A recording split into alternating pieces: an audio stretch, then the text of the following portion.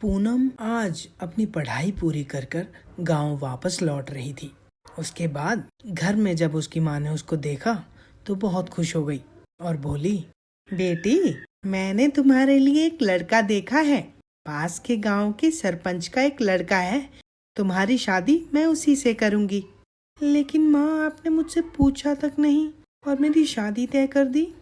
बेटा, तुझे शादी अब वहीं करनी पड़ेगी, नहीं तो मैं अपनी जान दे दूंगी।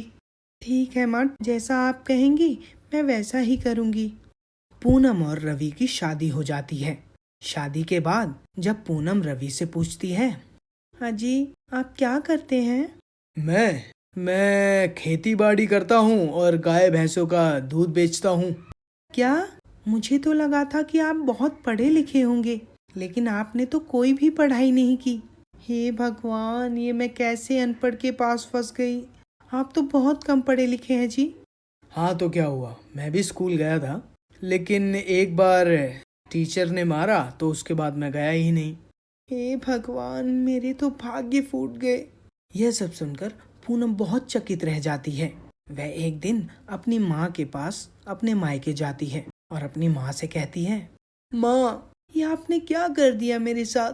आपने मेरी शादी एक अनपढ़ और कम पढ़े लिखे गवार से कर दी है। अब मैं कैसे जीऊं?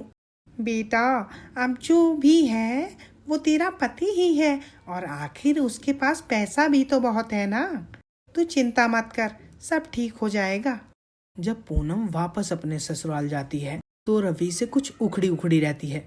एक दिन रवि और पूनम घर पर ही थे, तभी देखा उनका मुंशी वहां पर आया और कहने लगा, अरे रवि बेटा, ये लो बही खाता।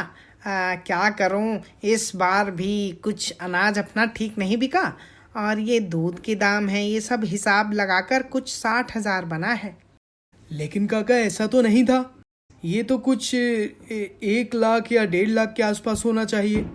अब बेटा मैं क्या करूं, तू खुद ही पूछ ले मंडी में जाकर कि भाव क्या चल रहा है। अरे ठीक है मुंशी जी, कोई बात नहीं, हमको आप पर विश्वास है। वहीं पर पास खड़ी पूनम यह सब सुन रही थी। वह बीच में आकर एकदम कहती है, मुझे दिखाओ क्या है और कौन सा बही खाता चल रहा है यहाँ पर। मुंशी झिझकते हुए कहता है, अरे बेटी कुछ नहीं, वो क्या है कि इस बार मंडी में थोड़ा भाव कम था, इसलिए थोड़ा कम पैसे मिले हैं। मुझे तो दिखाओ क्या है ये। अरे मुंशी जी, आप झूठ क्यों बोल रहे हैं? अरे रवि देखो, ये आपको पागल बना रहे हैं। इसमें तो 1,60,000 रुपए लिखे हैं। इन्होंने बहुत ज्यादा घपला किया है तुम्हारे साथ। आप ये सब कब से कर रहे हैं? बेटी, क्यों पागल बना रही हो? पागल आप हमें बना रहे हैं, हम आपको पागल नहीं बना रहे।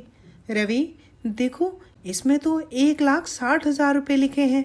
रवि, आपको 1,60,000 रुपए मुनाफा हुआ है। इन्होंने सिर्फ आपको 50,000 रुपए बोला है। अरे मुंशी जी, क्या ये ठीक बोल रही हैं?